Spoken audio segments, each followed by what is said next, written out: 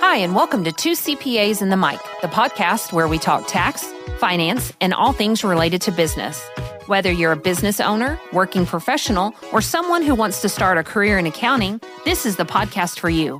Hosted by CCK Strategies partners Jeff Frable and Sarah Mays, we dive into relevant business and tax matters with working professionals to make these topics less intimidating, relatable, and dare we say fun?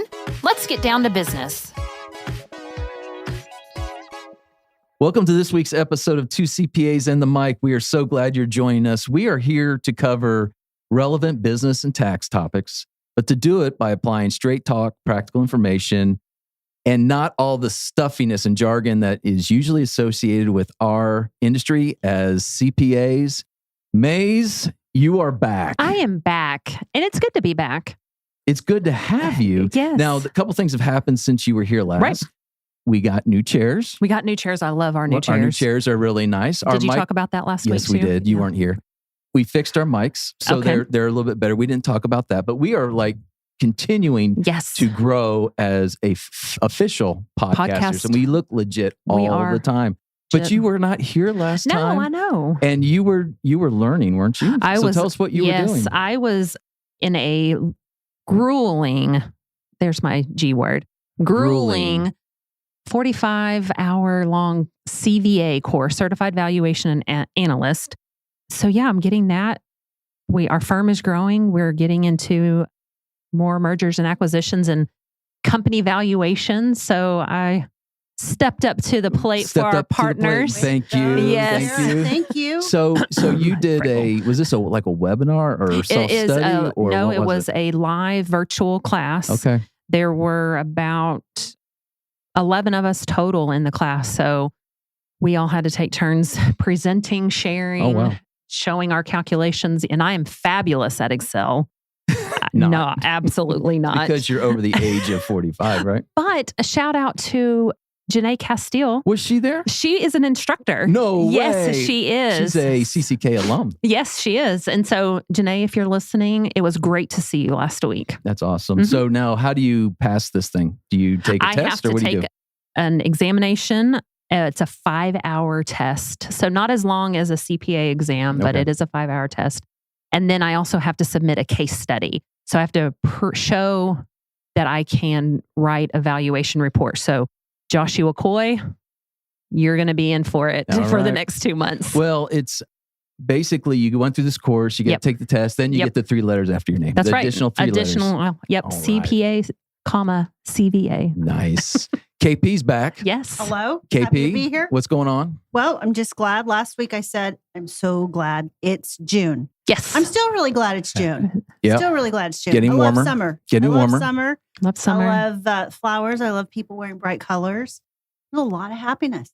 So our listeners would like to know, I'm sure, because last time we talked about the speed trap, the Tulsa speed trap. Yes. It's still going on. It is. They're still out there this morning. Wow. So now it hasn't been a huge number of days since we recorded last, but they are still out there on South Yale giving out traffic tickets. Well, it's hard I was going 45 miles an hour on a 2-lane road, and now it's 6 lanes. And it's slower. 35. Yeah. I felt terrible and it's a today. hill. I had lunch with a colleague. He was late. He got pulled over. Oh, no. On our roads? Yeah. Oh, Yeah. no. It was, I felt bad. Did he for get him. a ticket or just a He warning? did. He got a ticket. Of course, they're giving Yeah. tickets out there. Yep. We should have told Clarence on his way down here too to be careful. speed. He doesn't speed. He sets that cruise control. Yeah, he's okay. He doesn't So things are amazing in Tulsa. We had the big Tulsa Tough cycling event this weekend downtown. So there were hundreds of cyclers downtown. It was even in the rain. Even in the rain, it was a rainy, dreary weekend. Humid as all get out, but it's all good. We're starting another week. A lot of things going on, and we are here podcasting today. Love it. So today we are talking about the customer experience. Woo. We have an incredible guest with us today, Dr. Toby Joplin. Yes. Good to have you, Toby. Thanks for joining us today. Great to be here. Thank you. Yay. So Toby is, and we'll get into your bio, but Toby's an instructor or a professor at the University of Tulsa here in Tulsa, Oklahoma. Has lots of different background and experience that he's going to share with us. But we're going to talk about customer experience. We're going to talk about how this is getting passed down to our our younger generations and our future leaders coming up? What kind of things are they learning? So as an entrepreneurial business owner, this is very important for you to listen to from the aspect of knowing what to expect when you talk about a customer experience. And then also, what are our future leaders? What are they learning there in academia coming out and how this is going to benefit us? So Toby, great to have you. Just start us off. Tell us, why should people listen to you? Why are you a big deal, Toby? We think you are. We Yes. think you are. Well, that's great. I'm glad you feel that way. I think it's very important for organizations to have a sustainable competitive strategy, and maybe later we'll talk about specifically why that's so personal to me. But we all benefit when organizations are successful because organizations are made up of people, and people matter, right? And we want the people in our organizations to be successful. We want all our stakeholders to benefit from the success of our organizations. But too often we take that for granted. In fact, sometimes the biggest threat to our future success is our past success. And so that's good. Yeah. And so it's just really important to be thinking about, how are we getting better? And are we doing the things that are needed to have a sustainable competitive advantage? It sounds like a lot of great things that we'll get into there. Give us a little bit of understanding of your journey from where you've been, what you've done, and to get to the place we are today. Yes. Let me brag on him a little bit. Go right ahead. And then he can brag. Okay. Yeah. Yes. Okay. So Toby, you are the founder of the Joplin Consulting Group. That's correct. And it is an organization that helps create or helps other organizations create, improve, and execute business strategies. Yes. So that's why he knows what he knows, why we have him on today. And then he is also the director at the University of Tulsa for the whole graduate business program. Yes. And you teach the capstone course, business strategy course. And I'm sorry, Clarence, I knocked on that table again. So for all the podcast listeners, you heard me knock on the table because I was emphasizing how cool it is. It's really important. Yes, he is the director. And then, but you also worked at OSU, and you were named in 2018, you were named the outstanding grad school professor for both Stillwater and Tulsa campuses. That's awesome. Yeah. Thank you. Yeah. In fact, like 2 weeks ago, I got the Mayo Teaching Excellence Awards at TU. And so congratulations. Thanks. Thanks. And so I love being in the classroom. Sometimes I hear faculty say that they're really about the research and, the price of admission is being in the classroom. There's no place I'd rather be than the classroom. And it's been really good for my clients. I have clients that I help, as you mentioned, to create, improve, and execute their business strategies. I have clients from Kansas City to Fort Worth. And my students love that because when I'm teaching them about how to create an effective business strategy, I can say, well, let me explain how we applied this last week at Union State Bank in Kansas or Crux Technologies in Fort Worth or the different organizations I work with. So it's not just theory to me. My clients like it because I'm up to date on the latest best practices for business strategy. So it's a really good fit. That's awesome. Oh, it's exciting.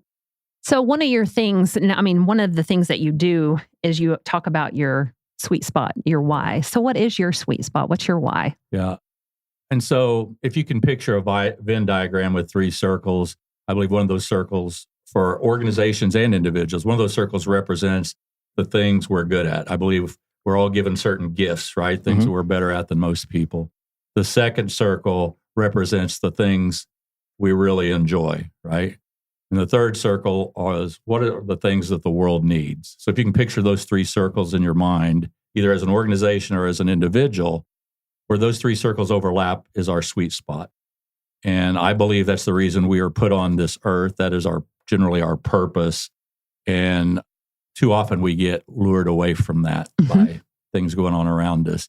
And so what I realized at a certain point in my life, because I did a tour of duty in, public accounting and then as a CFO, as I realized. Tour of duty? Yeah.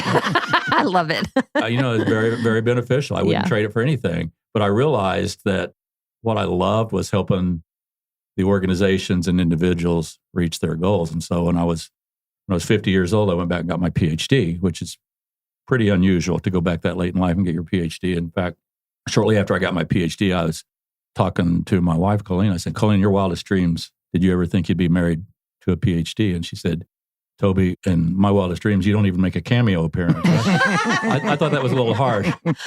Right? A little bit. Yeah. But the point is that, it's never too late to understand, discover your sweet spot either as an organization, as an individual, and move closer to that. And I try to help both my students and my clients do that.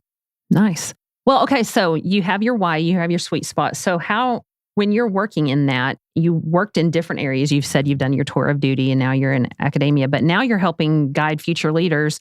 How has that shaped your view for how you connect that with working with businesses to the students? How does that connect? It's personal for me because if you've been around at Tulsa a very long time, probably most of the people in this room have not been around that long, but you may remember a retail chain called Otasco. Oh, I know Otasco.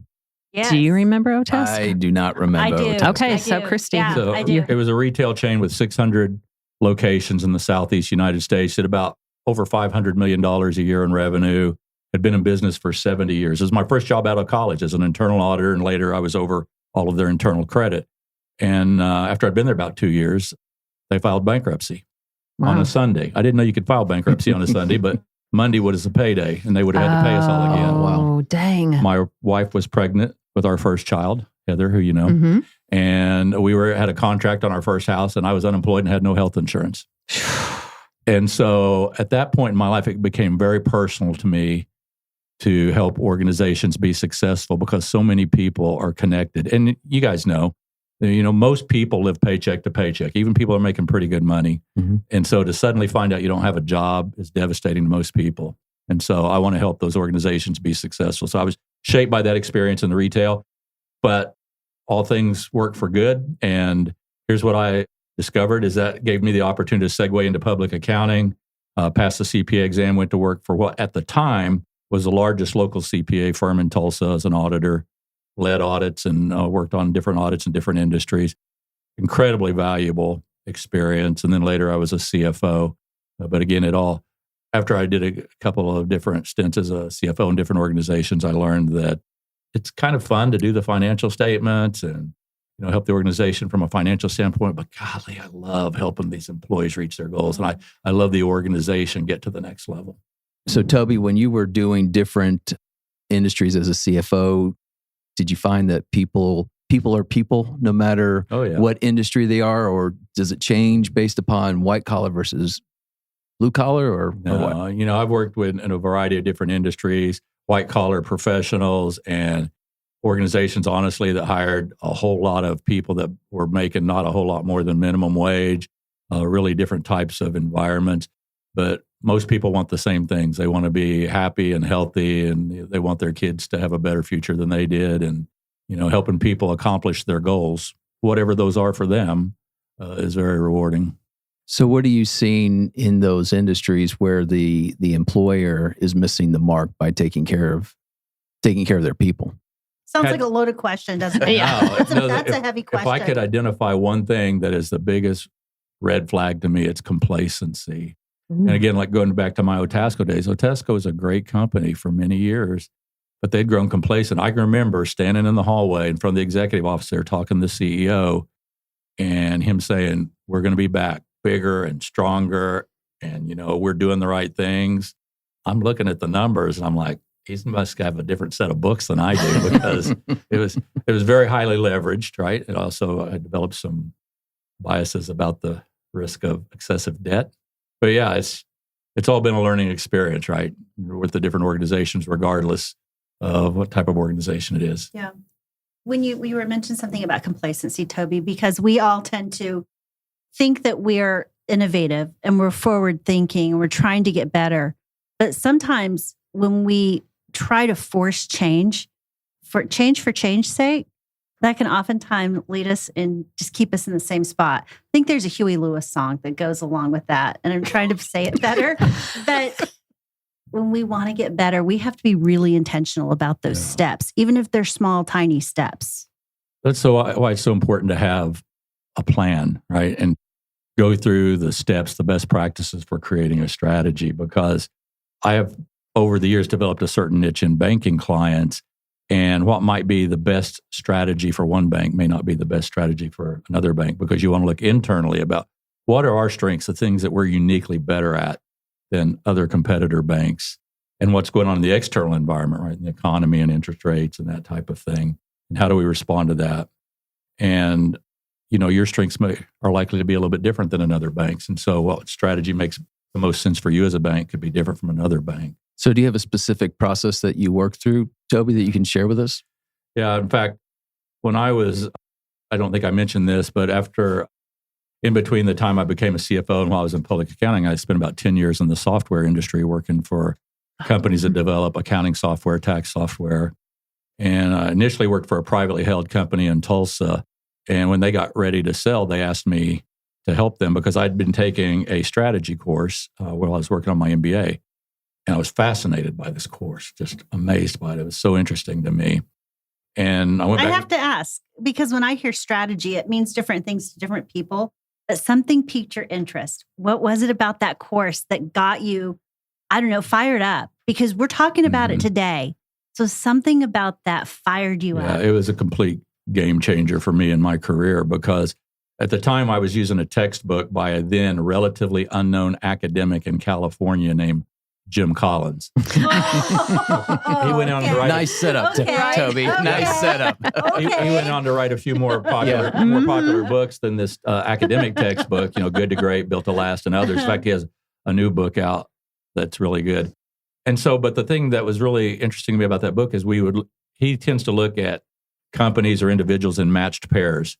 Two companies that were very similar industries, and one was successful, one was not. Why? And that's how he builds his research. And so that was interesting to me to look at these matched pairs and understand what made some companies successful and others less successful. And so at the time, we were looking at either going public, the software company I worked for, or selling out to a competitor. And the chief operating officer at our company, a guy named Brandon Lyons, came to me. I know him. Yeah, he's a keeper. He's a great guy. He came to me and goes, listen, we noticed that you're doing something I had about 120 employees that reported to me there. He said, you've been doing something in your departments. We look at your KPIs and there's just been a hockey stick change in positive results. He asked me what I was doing, I explained it. He says, could you help us write our plan, our road show for going around and for preparing to go public? And so I helped him with that. We ended up not going public. We sold out to Intuit. And our employees that company tended to get scattered to the four winds, right? You sell out to it. Not everybody wants to move to California or Dallas. But when those employees, the future companies they went to, somebody there would say, we need someone to help us with strategy. They'd go, oh, I know a guy I used to work with. Right. And so I started getting calls over the years going, hey, we heard you help companies with strategy. Would you talk to us? But it all started because of that class. And providentially, I went to a lunch where the president of Zebco, you may remember Jim Dawson was the president of Zebco years ago. And he talked about in passing that he felt one of Zebco's strengths was their ability to create strategy. Well, I was, I guess, a little presumptuous. A few days later, I called up Zebco. I said, could I speak to Jim Dawson? He's the president of the company, right? Yeah. And they're like, who is this? They said, I will have to call you back. Well, sure enough, a couple of days later, they call back and said, Jim Dawson will be happy to meet with you. Oh, that's cool. And he sat down and walked me through how they create strategy. And so those two things, that class, my experience at the software company, and then my experience with Jim Dawson really helped shape the process I use. And so I have very specific steps I go to, probably 75% borrowed from that Jim Collins book, and then 25% my own secret sauce. All right, I'm going to take it away, you guys. It's just make the call. The courageous act of just picking up the phone and being bold enough to say, I'm going to call this guy. What's the worst can happen? He will tell me, sorry, he's not going to call you back, or you just don't get a call. Yeah. But you just picked up the phone and you called. That's a message in itself. That could be a podcast in itself. That is... Not everybody does that these nugget. days. That's a nugget. I love it. Yes. Yeah. And, I wish I'd understood that earlier in life, actually, but this is kind of a tangent, but not completely. I work with a group now that every summer has a 7-week leadership study for college students. And one of their values is we share our friends. And I tell that story as like, don't wait on somebody to assign you a mentor or for someone to happen. Think of someone you admire and say, can I buy you a cup of coffee? I'd really like to pick your brain. Most people will allow you that time and be happy to help you. So yeah, we hear that. We hear that time and time again. If you're waiting for someone to come up to you, it's more so the other way around. Find someone that you really want to interact with and be brave enough to just go up and ask them. I think if anyone came to me, I'd be like, oh yeah, sure. Let's do this. They're going to react to you positively most every time. the research shows successful organizations, successful individuals tend to be proactive. They don't wait on something to happen. They go out and make something happen. So, Toby, going back to your strategy discussion, strategy is such a broadly interpreted word. Yeah. What Good was job. What was it last time I was doing? Revocable. And our guest was like, it's really revocable. I'm like, well, I from Western Oklahoma, I call it revocable. We're going to go Oh. with But it's widely interpreted. So how do you define strategy, especially in the as we're talking about it today? How do you define it? A lot of people are intimidated by the idea of creating a strategy. They go, this sounds really complicated or academic or theoretical. And really, a strategy is just creating a plan for getting from where you are to where you want to be, right? And so I follow certain specific steps. Again, probably 75% I borrow from Jim Collins. We start with understanding the company's vision, right? Their core values. What are those 6 or 8 principles that you would not consciously violate, right? That you would walk away from a great business opportunity before you'd consciously violate those values. And a level up from that is your purpose. Your purpose is like your North Star, your compass. You're always pursuing it, but you never completely fulfill it. As an organization, as long as you're in business, as an individual, as long as you're alive on this earth, you're always pursuing it. And our mission, the third part of the vision, is that big, hairy, audacious goal. What is that? BHAG. Come Let's on. go. BHAG, right. What is that big goal that you want to accomplish in the next 5 to 10 years? You used to say 5 to 10 years, but since COVID, I find the time horizon shrinking because there's a lot more uncertainty in the world. And that is, what is that goal? It's measurable, has a clear finish line. You absolutely know when it's done. And when you complete it, you set another one, right? And so you start with the vision. Then you engage in a SWOT analysis. We've heard that our whole lives: strengths, weaknesses, opportunities, and threats. But I'll challenge my clients. Ask them what they think their strengths are. Do you have any objective data to back that up? Because here's what I find whenever I meet with a client or prospective client. So tell me about the strengths of your organization. Every company says this. Oh, It's our people. our people, our employees are our competitive advantage. I say, okay, well, maybe. But do you know that every company I talk to says that, and it is statistically impossible for every company to have above average employees? Where all the idiots work. Right. Now, maybe the companies that hire idiots don't do strategic planning, right?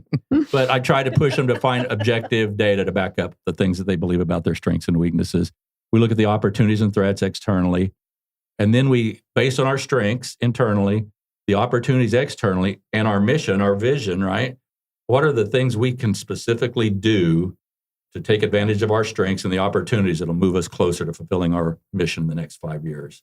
So the subject. So personally, I might set an objective to lose weight, right? I said, I want to lose 10 pounds.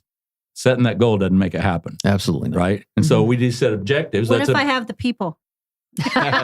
Well, Christy. objective data for your people are better, right? And so we want to set aggressive goals, but then you need an action plan that will almost inevitably result in the completion of that objective, right? And so if I want to set a goal to lose 10 pounds, setting the goal doesn't do any good. I can put it on the refrigerator and look at it every day. It doesn't make me lose weight. But if I do a certain amount of cardio, limit my calorie intake, run what I call a calorie deficit every day, right? I'll lose weight. It's inevitable. And it seems a little presumptuous, but we can do almost the same thing in business. Nobody bats 1,000%. You don't achieve all your goals, but most of our objectives we can accomplish if we break it down into action plans that will move us closer to accomplishing those things. You need a measurement system, some way to keep score, right? You may have heard the rumor I'm a basketball guy. It's true. And so if we were to go out in the parking lot and throw out some basketballs, we've thrown up trick shots. Jeff's a basketball guy. I've sat in his seats, ORU games. Yeah. And so we might be out there, shooting hook shots behind our back. But if we split into 2 teams and kept score, we would play the game differently. Oh, absolutely. And Yeah. Sarah I'd and still I would was- smoke you. Absolutely would. not. Yeah. Right? Sarah. Absolutely But not. when we keep score and Yes. share that with the employees, they perform at a higher level. Yeah, that's true. That And is we true. need to communicate the results to our stakeholders. That's pretty simplified. It's Practical. It's honestly, it's not easy, but it's not complicated. The process of building a strategy can be awfully intimidating. Yeah. But what you just explained is very practical. It's very doable. Yeah. What happens if team members are not strategy minded? Do they even belong in the room or? Well, it depends on Yes. the level. One thing that I borrowed from that very first Jim Collins book and I literally say it in my class to my students every day, and I tell my clients this, the number one responsibility of a leader is to create a clear and compelling vision of the future and secure vigorous pursuit of that vision by the employees. And the employees should be able to capture that vision. If they're not, you have to look in the mirror first, say, as a leader, am I not adequately explaining how important this is, what a great opportunity it is, right? But over time, some people are just in the wrong spot or in the wrong organization. It doesn't mean they're bad people, right? Their sweet spot is not something they can accomplish in your organization, and that's okay. I've had lots of employees that over the years that after long discussions, I helped move to a better opportunity somewhere else. And it was a hard conversation, and they later thanked me, right? Right, because it did allow them to move to closer to their sweet spot. You also mentioned core values in identifying those. How important are they in the strategy process, and why? Yeah, hugely important. In fact, by the time an organization engages me, a lot of time they're ready to make some decisions. Let's get some stuff going, right? But by the time they pull the trigger, a lot of type A personalities, and so I'll start with the core values and the purpose. They're like, well, enough with the soft stuff, man. Let's make some stinking decisions. Sure. And I'm like, you know what?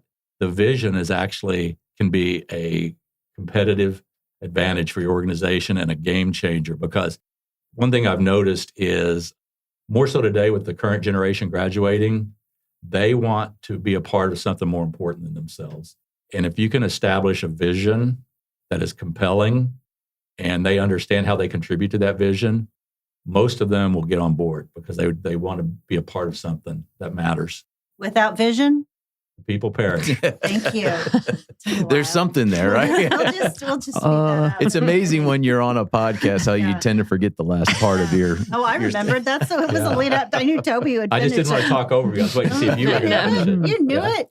It's interesting, Toby, when you talk about the core values. Not every company has them in place. Do you ever have to go in and help them identify what they are, even if they have them? Maybe they're unspoken. Yeah, and most of us as individuals or as organizations, we have values, but we don't necessarily articulate them and realize them. In fact, I would suggest to you that we don't so much decide on our core values as we discover them. It's like they're encoded on our DNA, right? Yeah. In fact, when I have my students, I assign a project to them each semester in my strategy class where they, about 2/3 of the way through the semester, they take these concepts we just talked about. And I tell them, I go, listen, when you graduate, you're probably not going to be in charge of the strategy at Williams Companies or One Oak or Google or Apple or whatever. But you can apply these concepts to your career. So I assign them to create a strategy for their careers. And I tell them, I'm going to provide you with a list you can go through of potential core values. But this isn't some buffet you go through, right? And go, ooh, well, I'd like to be integrity. I'm having work from We're with you, Jeff. I want to have integrity, so therefore I will choose it. Yeah, or everybody's talking about innovation. I guess I should write down No, I provide the list just to remind them that are like, nope, not that one. Nope. Oh yeah, this is so me, right? Yeah. One of my personal core values that I don't put this on the list because it doesn't mean anything to some people, and that is it very important to me to have a high say-do ratio. We know that from you. Yeah. The high say it again. High say-do ratio. That is, if I tell you I'm going to do something, I'm stinking going to do it, or I will die trying. Yeah. And I didn't so much decide on that, or because I think people want that, although I think people appreciate it, is it just eats at me. If I tell you I'm going to do something, if you just said, hey, you need to show up at 2:00 today for this podcast, and I realized I was going to be late, I'd have been so angry at myself, right? Mm-hmm. And so, again, we don't so much decide our core values as we discover. Integrity shows up on a lot of lists, not surprising, right? I'm very results-oriented. I know that about me. And again, I didn't decide on that. It's if I'm working on a project and I don't see results, I have to manage myself. Go, okay, we may not see results on this project for a while. Take a breath, right? Because I know if I don't see results, I tend to get frustrated. Now, that's good for my clients because they pay me to help them achieve results, right? Yeah. But there are some things that we don't see the harvest on for a long time. I've never thought about that, Toby, that these are discoverable versus, in other words, you discover them as you learn and as you go through things and you experience things, so they can change over time too as well, right? Or are they ingrained like DNA and you're just not going to get away from them? Most are things that don't change. Like if you're someone A really great video, if you can find it on the internet, is a video by Marcus Buckingham called Trombone Player Wanted. And he talks about how you understand your strengths. And he says that typically the things that are important to us don't change that much. Like if we're a kid, if we're one of those kids that has to have order, our things are all organized on our desk, we're that way when we're 40 and we're working on a tax return, right? We're like, no. Everything's got to be organized. Mm-hmm. And if we're somebody who's like kind of thrives in the chaos when we're a kid, we're that way when we're older too. We can get better at things, right? But or if you go from decision to discovery, what if you do decide that these are my core values? And whenever you're actually in it, you realize these really are not my core values. These are just some words I selected. Mm-hmm. So going through that process, it is a discovery process. I do occasionally run into organizations that have documented their core values and they're just words on the wall. If you ask the employees, okay, tell me about the core values of the organization, they're like, huh? Right? They can't do it. I will say one of the organizations that I am super impressed. Well, actually, I'll give you two examples. That I've done some work with Quick Trip Corporation. You're familiar with Quick Trip. And you'd have to be an idiot to not understand that Quick Trip expects you to live their values if you work there. And when they send out, worked on a project for about 3 months there, and I had a Quick Trip email address. So I got all the firm-wide emails. Every time they would send out an email announcement announcing the promotion or reassignment of employee, they say, and this employee has been promoted because, and they would give specific examples of how they're living their values. Cool. Right? Yeah. Another great example, House Smith Restaurants. You know House Smith? Mm-hmm. Upper Crust across the street, Charleston's. They've got about 12 restaurant concepts. Their mission, and you can see it on a plaque in every one of their restaurants, is to consistently exceed their guest expectations. Consistently exceed. And so, okay, but do they live it, right? Do they? Mm-hmm. Well, a while back, whenever my wife and I have a really good day, a really bad day, we go to Charleston's and get a filet. Well, several years ago, we were getting some remodeling work done on our house. And the contractor calls up on Friday and goes, hey, bad news. The materials didn't come in. I can't finish your remodel today. So that's a big problem. I got 20 dinner guests coming over on Sunday night and all my furniture is stacked in the living room. There's nothing I can do. I said, all right, Colin, we're going to Charleston's. We get a filet. So we go to Charleston's like we always do, order the filet. Server brings out our filet. She goes, would you mind cutting into your steak to make sure it's perfect? And then my wife, she's had a day. She's a little put out, right? So she cuts into her steak and she goes, it's fine. The server steps back and says, I'm so sorry. Fine is not good enough at Charleston's. Would you like us to remake your meal? Wow. In most places, if you said it's fine, they're like, great. Yeah, And they're on the, yeah, right. But she knew, that server knew that their mission is to consistently exceed their guest expectations. So fine isn't good enough. And so you encounter organizations where the employees get it and they're living it and they're pursuing it. And you see some others where they're like, core values, what are you talking about? Right?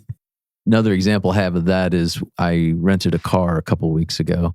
And, you always have this, you're supposed to refill the gas tank, right? Mm-hmm. So it was sometime last year, I was on a trip and we literally drove about maybe 30 miles the entire time and we didn't fill up the gas tank. And so the whole conversation was, well, how are we going to respond when they say, did you fill up the tank? And luckily I wasn't the one responding, but when it happened, the guy who responded, that guy didn't care one bit about whether or not you filled up the tank.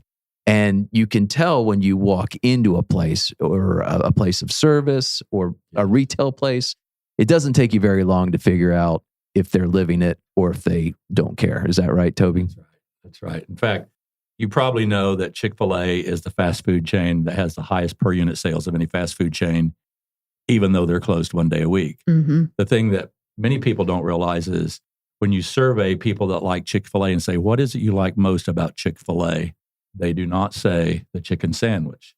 They say, the employees say, please, thank you, and my pleasure. My pleasure. My right? pleasure. Mm-hmm. And you'd think that would be something that would be easy to copy, but yet most fast food places don't do that. In fact, I heard this isn't my story, but it's a true story. I heard a guy talk about he stopped on the way to work to get a breakfast burrito. Right? He goes in the convenience store, gets a breakfast burrito, a cup of coffee, puts it on the counter. The cashier rings him up, pushes the receipt out, takes his money and gives him some change. And he turns and starts to walk out. And he turns around and looks at the cashier and goes, aren't you going to say thank you? And she said, it says it on the receipt. Oh, no. Now, compare that to the Chick-fil-A experience. Yeah. Wow. And I'll be honest, when I go to Chick-fil-A, I think for the most part, the employees mean that it's their pleasure. I do too. Right? I think it's sincere. I'm sure that I am their favorite And customer. I'm sure of it. Sure. Yes. You're right. That you can feel the vibe. If the employees are like, really? Are we meeting your expectations or exceeding them? Or are they just asking the question and moving on? So what is it about that? Do they hire the right people? Do they reinforce the core values? Why do I feel like I am their number one customer? But it helps to start with people who have the right disposition. And we can train people how to make a chicken sandwich or how to prepare a tax return, but you can't typically train work ethic or politeness and that type of thing. So you try to have, it's like making a cake, right? If you're making a cake, you need certain ingredients, and those don't include onions, peppers, and fajita, right? Those are different ingredients. Not in my cakes. You need to start with the right ingredients. Right. So it's important to start with employees that have the right characteristics. But then as an organization, every significant decision we make should be like Quick Trip, should be couched in, we did this because our mission, you may know, Quick Trip's mission is to provide opportunities for their employees to grow and succeed. And so everything they do drives creating opportunities for their employees to grow and succeed. You may know several years ago, Quick Trip started urgent care centers called MedWise, and they recently sold those off to St. Francis. And when they talked about why they decided to leave that, it wasn't because they weren't successful at MedWise. It was because the MedWise urgent centers were not creating as many opportunities for their employees to grow and succeed as the convenience stores. And so, again, when you make decisions of significance or even like promotion decisions, if you explain it in terms of because of our core values, because of our mission, employees will typically pick up on that and go, okay. And that'll either be something they want to be a part of or not. And that's okay, but you need the right people on the bus. Yeah. So is this all part of the secret sauce conversation, or is this completely different? It's a little bit different. And so, I took these steps that I talked about that I borrowed from Jim Collins. And honestly, there's a whole lot of books out there right now. You probably know this, there's been over 10, if you go on Amazon, there's over 10,000 books that have been written about strategy, right? There's over 50,000 books that talk about strategic planning that may not have strategy in the title.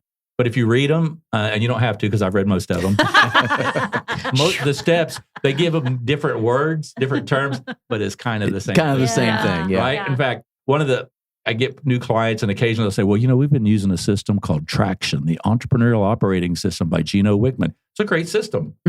It's old wine and new wineskins. It's the same steps, but you don't have objectives. You have rocks. And you don't have a communication plan or you have like L10 meetings, level 10 meetings. It's all good stuff, but it's the same steps. Yeah. My secret sauce is different. And this is what I found from research.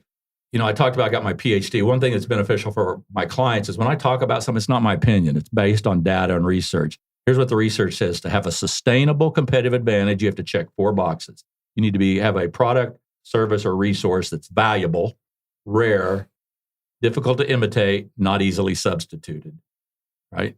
And so if you don't check all 4 of those boxes, you may be on par with your competitors, but your competitors are going to copy you or imitate you or substitute, and don't have a sustainable competitive advantage. So I help my clients either discover or create a purple cow experience for their customers. And I borrowed that from Seth Godin. Seth Godin wrote the book called Purple Cow. You may have read the book. He talks about his family's from New York. And so they were city dwellers, and they're driving through rural France, and they see some cows, and they're like, wow, cows. And they were amazed by these cows for about 30 minutes. And he says, after the new war off, they're like, no, cows. No big deal. Right. And he says the same thing happens to us in business, is that we need an experience for our customers that is so remarkable that our customers can't quit talking about it. And potential customers are like, oh my gosh. Yeah. And so they don't see our competitors' products, even though they may be similar, they don't see it as an equal. They don't see it as the same thing. And I work with a lot of banks. Spoiler alert, you go to the bank websites and look at their products. All looks the same. They're all the same. Checking accounts, savings accounts, loans, auto loans, mortgages. And so if you're selling the same thing as your competitors, we call that a commodity. Commodities sell based on price. But if you have a differentiation strategy based on a purple cow experience, customers are typically willing to pay a premium for that. So you have to create a purple cow experience And so I do that by helping them identify. I borrowed this from Chip and Dan Heath, their book, The Power of Moments. Beginnings, endings, peaks, and valleys in the lives of your customer. Mhm. What are those events? Because not all events in our lives have the same importance, right? Beginnings and endings, graduations, weddings, right? New business openings, new product launches. Identify those beginnings, endings, and peaks and valleys in your lives of your customers, and figure out how you can magnify them in such a way that your customers will never consider doing business with a competitor, even if they're selling checking accounts and savings accounts, and it looks the same at a certain level. Or charging a lot less for their product. It's the concept of the experience that. Yeah. Well, I like to look at it this way, regardless of whatever you're selling, right? If you're selling hamburgers or you're selling tax services. I heard a guy one time, he was complaining about the price of something. And the guy I was talking to said, sir, you're buying our products a little bit like buying oats. He says, if you want grade A, first high quality oats, you're going to pay a fair price for that. If you're willing to accept oats that have already been through the horse, you can get that a whole lot cheaper. So how do you create that experience that is so unique? And this really resonates with my banking clients, because think about it. The most important events in our lives, our banker is like got a ringside seat. Mm-hmm. When I bought my first car and I went down and financed it, there's my banker.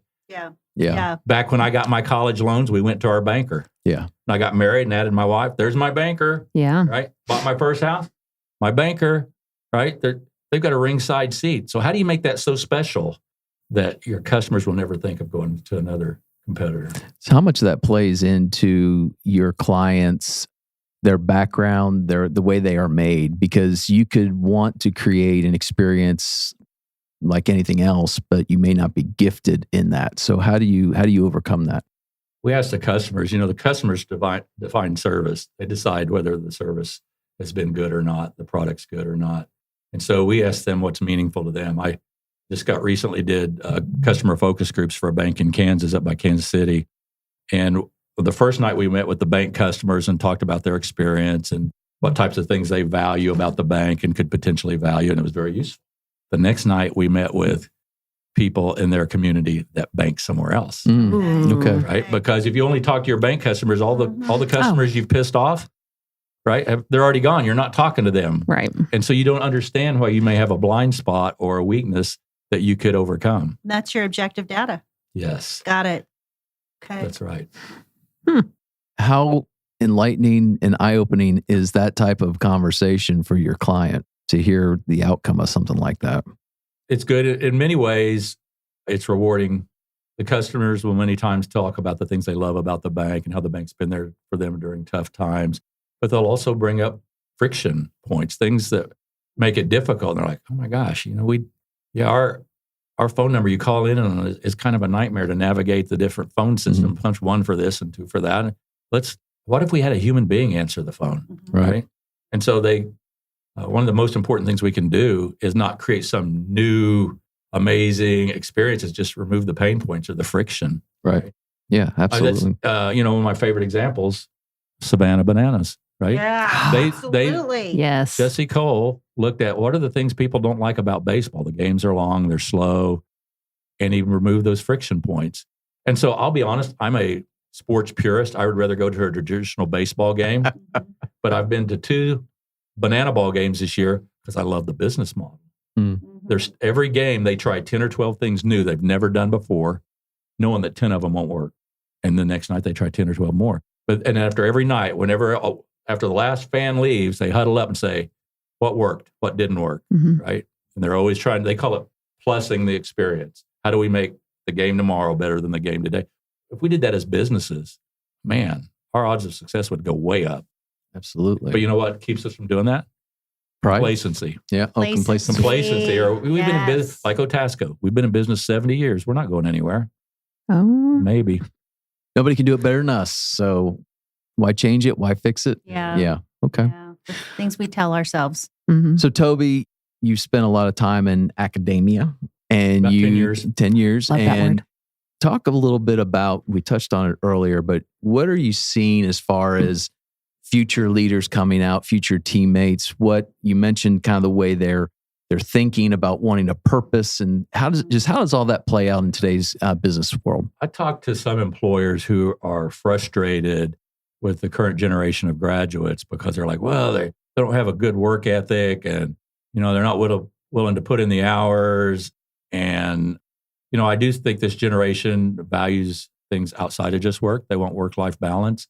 But as I mentioned earlier, they are just waiting for someone to inspire them, right? And so when I was in public accounting, you worked a lot of hours, right? I mean, we worked 60, 70, 80 hours. I remember one day specifically, I can see it in my mind. I'm walking out during tax season after 8 o'clock at night, and the partner looks at me going by, goes, "You just working half a day today?"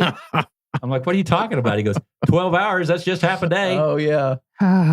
And so I do think That's awful. It is. yeah. Well, and I know CCK is not that type of firm, so I hesitate to use that example, but it really happened to me.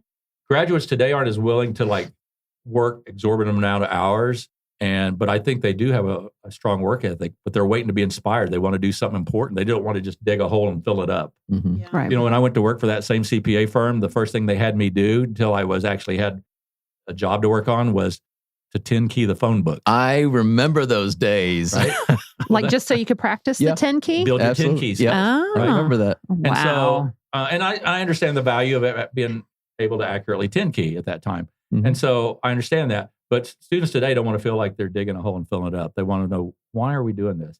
And that's so important. Why, going back to our core values, our purpose, our vision, what's the why of this place? Yes. Why are we doing this?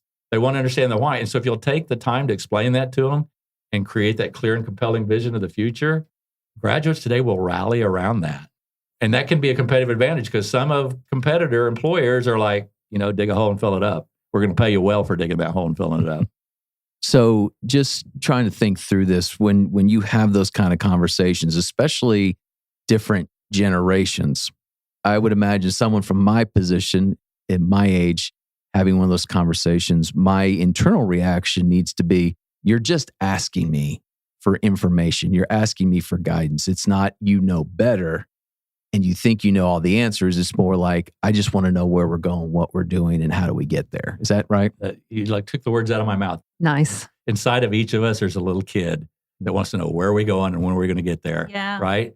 And so as graduates going into the workforce, they want to know the same thing. It's like, well, so why are we doing this? And what a great opportunity as a manager, as an employer to go, oh man, I am so glad you asked. Mm-hmm. This is why what you're doing is so important. This is our big, hairy, audacious goal. This is a mission we're trying to accomplish.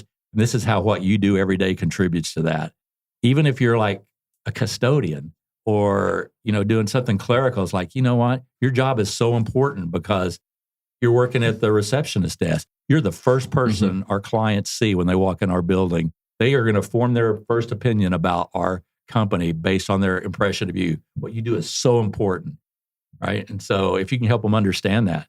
So we shouldn't have this negative regular. What are you asking? Do your job, right? Right. Because I know better. Right. Well, I'm the mom. On the other side, my students will be like, after going through COVID, they've got, certain prejudices and biases, and a lot of them are looking for remote work. Mm-hmm. Well, you guys know we can be pretty productive working remotely. But I would tell my students, I said, it is a real advantage to be in the office because some pretty important conversations happen when you go to get a refill on your cup of coffee and Absolutely. you run into a partner or a leader in your organization and just start having a conversation. When I got promoted from being an internal auditor at Otasco to being over the entire internal credit, and they did 70% of their business on in-house credit, it was because of a random chance encounter with the vice president of credit at Otasco. We didn't work remotely in those days, but if I had been, I'd have missed that opportunity. So I tell my students, go, listen, nothing wrong with wanting to work remotely. Know that it is a real opportunity to get to run into somebody in leadership in the hallway at your company. Toby, I want to know if from a leader, from a business owner's perspective, they can hear you say, inspire them. They're curious. Feed that curiosity. Identify what makes them curious. We get that. From the other side, from the future workforce, from someone who is a new graduate or who is currently a student, how do we ingrain that thought process of also meeting us where we are? Sure. How do we help them clearly communicate what they're looking for Yeah. without them saying, hey man, I'm looking to be inspired. Right. But to say that and to communicate that in a way where we can actually have a productive conversation to make a difference. Yeah. The other thing the data tells us about this generation of graduates is they're more entrepreneurial than previous generations. And we know that people tend to be more entrepreneurial when they are given autonomy and authority. And so if we tell employees, first of all, this bodes really well for CCK, is because I know you're a very entrepreneurial firm and you like working with entrepreneurs, you like that culture, is to be able to say to your new graduates that you hired, say, listen, we really want to empower you, right, to have more authority and a freedom. And a certain amount of that is earned, right? And so the more experience we have with you and the more success you have here, you will have more autonomy. And so let's just jump in and work together to figure out how we can get you to that point, right? And so in the beginning, there's typically most organizations, even ones that allow remote work, there'll be more in-office experience in the beginning. And you earned ability, the freedom to work remotely or with more autonomy. So with this younger generation coming up and into the workforce and having the need to be inspired, let's just use that terminology, what's the best way for the firm or the organization to communicate that? Is it just emails? Is it in-person presentations? How often do you revisit things like vision?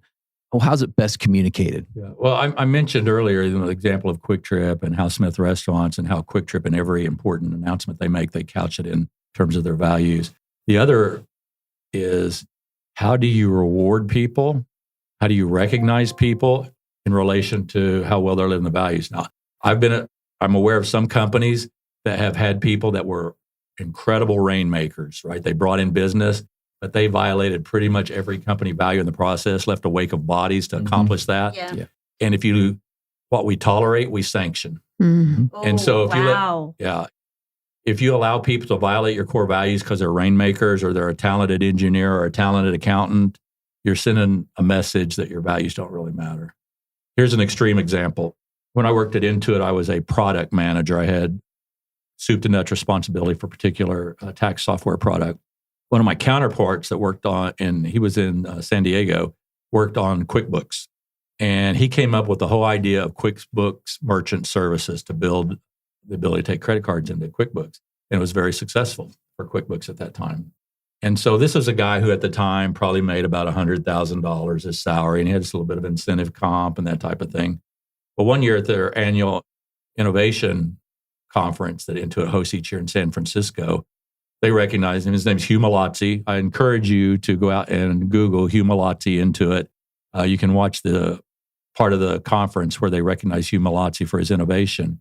And they call Hugh Malazzi up on board, and they gave him the Founders Award for his innovation with QuickBooks and talk about some of the benefits he's going to receive for having received this work. And then they give him a golf tournament-sized check for $1 million, basically 10 years of salary. Now, what message do you think that sent to their employees? Because that wasn't part of Hugh's deal. He already had his base salary, his incentive comp. This was completely outside. Intuit says, this guy lives our core values. He's contributed huge value to the company. We want our employees to share in our success. Well, I'm sure Hugh's sitting there thinking, oh my gosh, right? He's going to be incredibly loyal after that point. Some of his colleagues who sit next in the cubicle next to him at Intuit are probably thinking, Hugh's a smart guy, but I got some good ideas too, right? Well, they've just reinforced that innovation matters. Yeah. It's one of their core values, and it matters. And so the way you reward people, the way you correct people when they're not living those values, and the way you promote people, all that matters. It can't just be results. It also has to include the way you achieve those results. Absolutely. Christy, I think we're about ready to wrap up, or I saw you taking notes over there. Oh, Are there anything there that you want to bring up? I do. I'm going to go back to something that resonated with me deeply. And I wrote so many things, but one of the last things, what we tolerate, we sanction. Yes. Because so many times when it comes to the rainmaking, we tend to let some of those things slide, or we have a little bit more tolerance with that. And that... Because we're making money. Because we're making money. We're paying our salaries. Right. We're doing all of these things. And that's really important. But I think we also have to measure the trail of destruction that we're leaving behind us. Yep. The harm that we could be putting on others or on our own brand, internally or externally. That's powerful. That makes my heart hurt. Yeah, you just never know who you're going to inspire or who you're going to make someone not be as inspiring as someone just by what you say and the way you say it. It's a self-reflection. What am I doing? What am I saying? What are my actions? What impact are my actions having on the people around me? And what are my actions having on the brand? Right. It's personal. Well, and it's destructive for the firm. You know, when we say what we tolerate, we sanction. When we tolerate mediocrity, our best employees will leave because they don't want to be part of a mediocre team. It's true. Yeah. Most people want to be part of something bigger and more successful than themselves. And then when they see you tolerate mediocrity, they will be attracted to something that aspires to a higher level. I'm going to go to the 3 points of strategy too. The simplest: vision, your core values; purpose, your North Star, and your mission. I mean, simplified. There you go. And it's not new, you know. Yeah. It's not new. I know. It's not rocket. Simple. It's not rocket surgery. Right. It's not rocket surgery. But most companies don't take the time to do that. We're so busy working. We've heard this. We're so busy working in our business that we don't work on our business. Yeah, right. We're so busy cutting wood, we don't take time to stop and sharpen the saw. Sharpen the saw. That's the whole thing. We always need to sharpen our saw. So, Toby, if I'm a business owner and I'm listening to this and I've got some things that are just kind of tugging on my heart based upon some of the things I've heard you say, what's the one thing that business owners should do to make a step in the right direction to kind of overcome some of these hurdles that they think they have? First of all, make sure you have a written, documented plan. If strategy is intimidating, just say a written, documented plan for how you're going to be successful, right? There's a researcher a few years ago in California that found that 84% of people have no written goals. Yep. About 13% have goals, but only in their mind. Only 3% of people have actually written goals.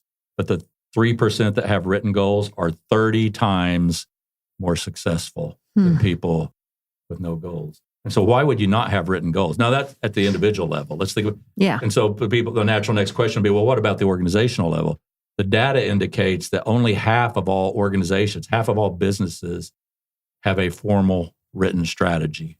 And so it's not unusual when I share this information with groups, they say, well, wow, that must really discourage you that so many companies don't even take the time to have a written plan. I said, no, I'm kind of like the shoe salesman, right? The shoe salesman, he gets sent to the third world country and his predecessor just got back. He goes, listen, nobody in that country wears shoes. There is no opportunity. And so the new guy gets there and says, he's right. Nobody here wears shoes. Unlimited opportunity.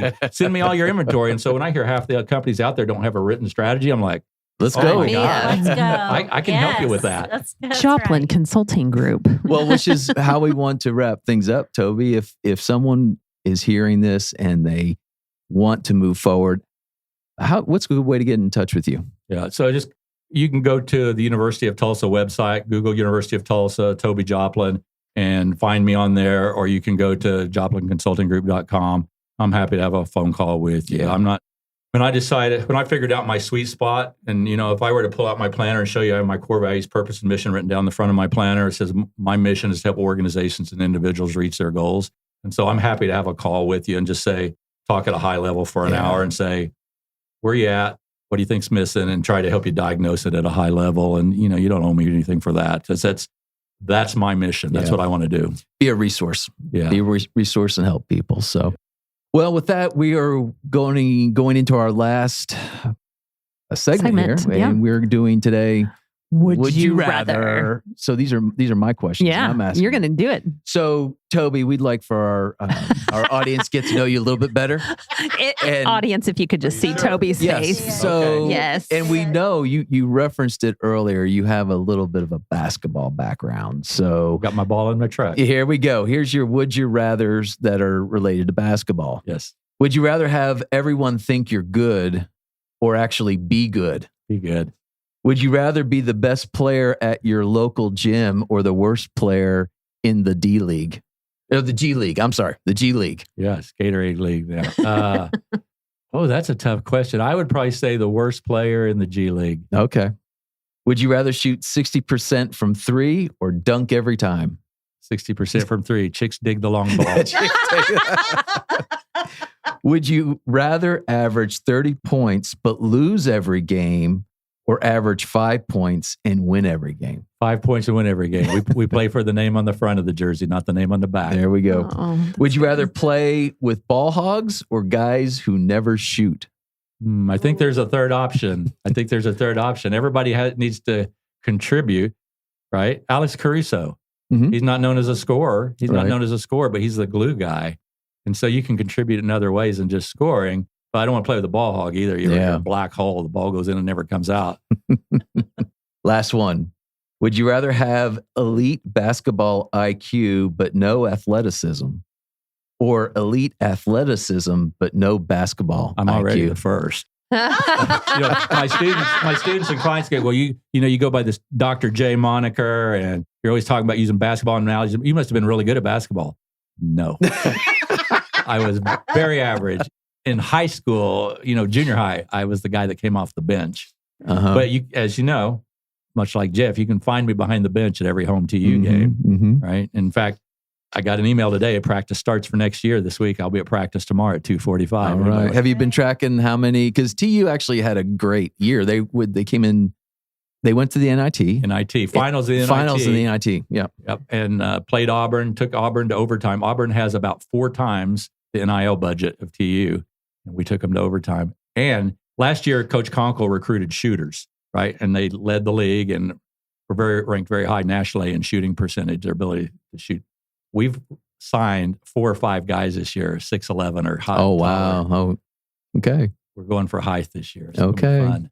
So lose very many in the portal this year? Yeah, it's kind of the way it is now. Is you have 10 new faces every year. And so hats off to our college coaches, because, you could go out and find an athlete who's a project. And I talked to Coach Conkle, and I actually have been talking to Angie Nelp, our women's coach, regularly here over the summer on some things that might be able to help her with. But anyway, not on the court, but some personality and teamwork stuff. But man, they start over every year with like 10 new players. Yeah. You have to build team chemistry and and get them adapted to your culture. Well, we will be coming to your place this year for the Mayor's Cup. So every Always year, fun. TU and ORU play, and they switch back and nice. forth. And this year, we're going back to Reynolds Stadium. Or not Reynolds Stadium, right? Yeah, the arena. All right, Toby, thanks so much for joining us today. A lot of good stuff there. Sarah, do you want to wrap us up with the podcast? Yes. All right. CPE, or I'm sorry, the podcast email. It's CPE. Yes. I have CPE on mine. This podcast does not qualify for CPE. However, if you would like to have, or if you have any questions or comments, or just want to say hi, please email us at podcast@cckcpa.com. And when you do listen to our podcast, please like it, share it, and comment. We really want to see those comments come in, because Christy is just chomping at the bit, ready to respond to your emails. Oh, you know it. Yes. Also, we just like to wrap up every episode and just say a special thank you, first of all, to CCK Strategies. Thank you so much for the opportunity to have this amazing podcast platform. Thanks to Christy for always keeping us on the straight and narrow and making sure we say good words and not bad words. In line with the brand. And thank you to my wonderful husband, Robert Mays, for all of the intro and outro music. And thank you for fixing my phone this week. I really appreciate it. And then also to Clarence at Tulsa Internet Marketing Services. Thank you so much for all you do and your amazing staff there. And thank you to Emily Johansson. She is the best of the best here at CCK, and we just appreciate her every single week when she helps us get our podcast across the finish line. So, all to say, everybody out there, join us next time as these two CPAs get together to chat, and you'll get to find out who's on the mic. The information provided on this podcast is for general informational and educational purposes only and does not constitute accounting, tax, legal, or financial advice. While we strive to provide accurate and up-to-date information, laws and regulations change and individual circumstances vary. Always consult with a qualified CPA or professional advisor before making any financial or business decisions. The views expressed by the hosts and guests are their own and do not necessarily reflect the opinions of any organizations they are affiliated with. Listening to this podcast does not create a client-accountant relationship. By listening to this podcast, you acknowledge and agree to those terms. And that's a wrap for this episode of Two CPAs and the Mic. If you found today's episode helpful, please subscribe, share, and leave us a review. Have questions or ideas for a topic? Reach out. We'd love to hear from you. Email us at podcast@cckcpa.com.